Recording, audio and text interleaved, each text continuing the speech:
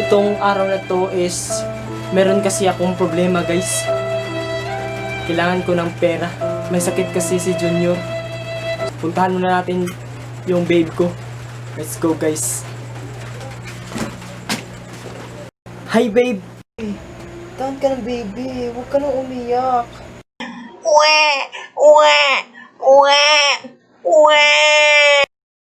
Okay ka lang ba? Uy, hi babe. Kumusta na si Junior? Ano? Ano bang nangyari sa'yo? Babe, nilalagnat talaga si Junior. Ano? Nilalagnat si Junior? Meron ka bang pera dyan? Pang ospital o kung gamot man lang sa baby natin? Naku! Tingnan ko lang yung wallet ko, ah.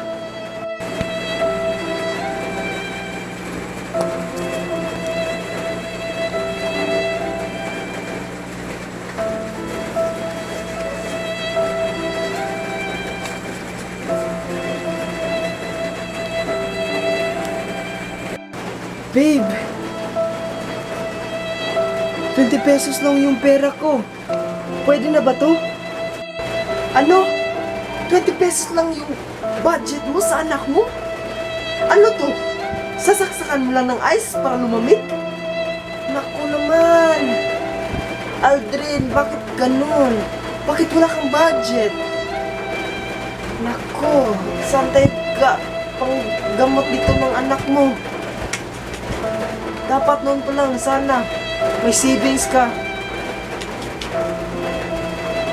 Anong gagawin natin? Wala tayong mapapagamot sa ating anak. Sorry talaga, babe. Hindi ko napag-savings agad sa ating health. Pasensya talaga. Anong gagawin ko nito ngayon? Sorry, babe.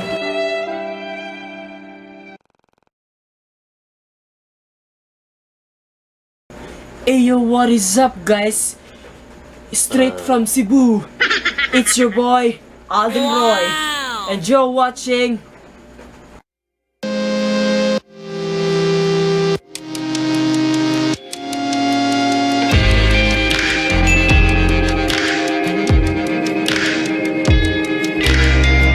Yo, what's up, guys? So, let's begin.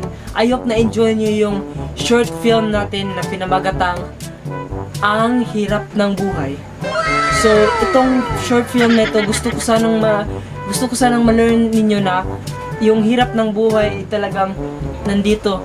Hindi kasi tayo pinanganak na may silver spoon sa bibig.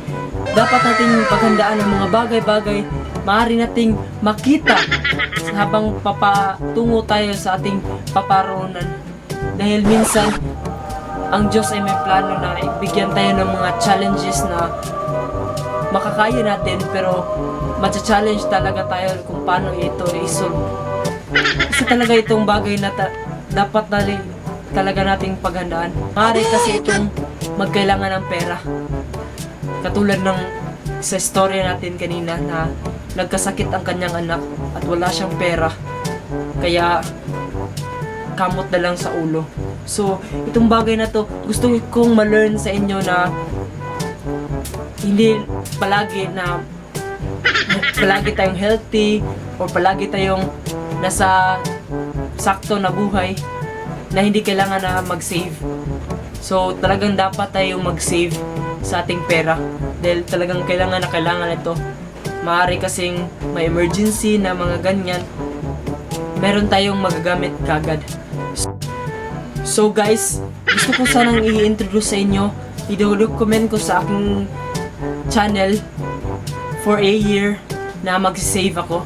Gusto ko sanang makita nyo kung paano ako mag-save na for a year at kung ano ang outcome ng pag-save natin. Kung magagamit ba natin to by the half a year or ma-open natin to.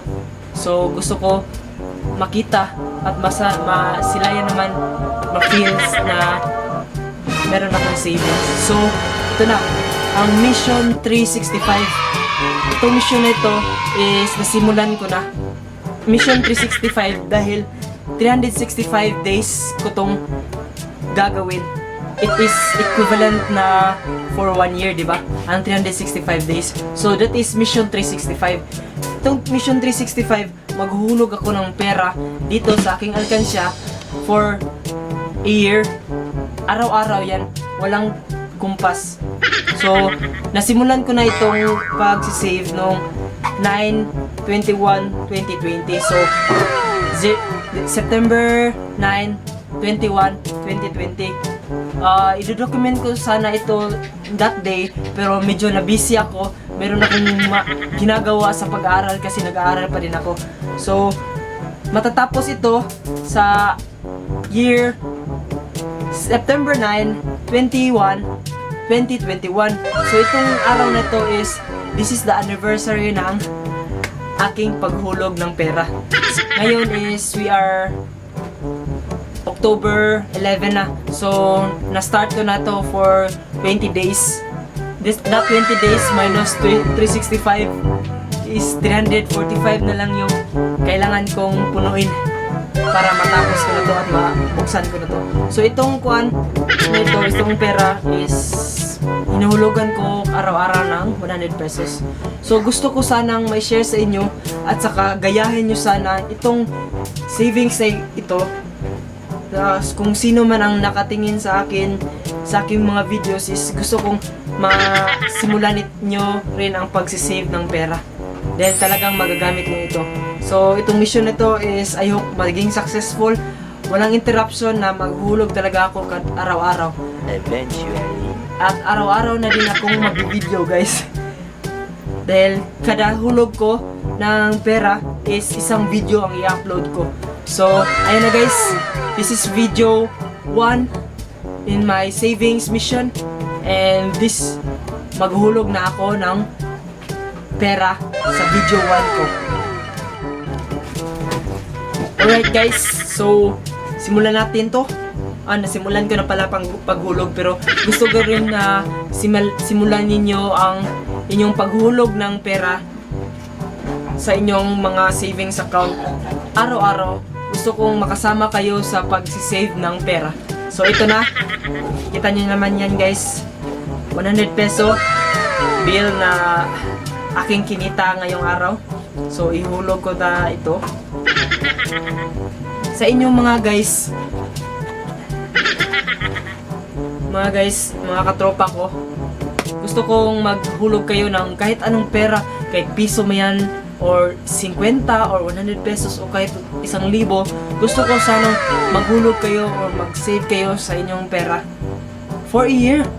Dahil magkasama tayong uunlad kapag may savings tayo. So, ayun na guys, I hope may na-learn kayo na lesson sa aking video ngayon. And thank you very much for watching my videos. I hope don't stop to support me and click that like button, turn on the subscribe to my channel, and turn on the notification bell para ma-update kayo sa mga susunod kong mga videos. So, I hope stay tuned kayo sa aking mga videos guys. Thank you for watching. And 3, 2, 1. Bye guys. See you next time.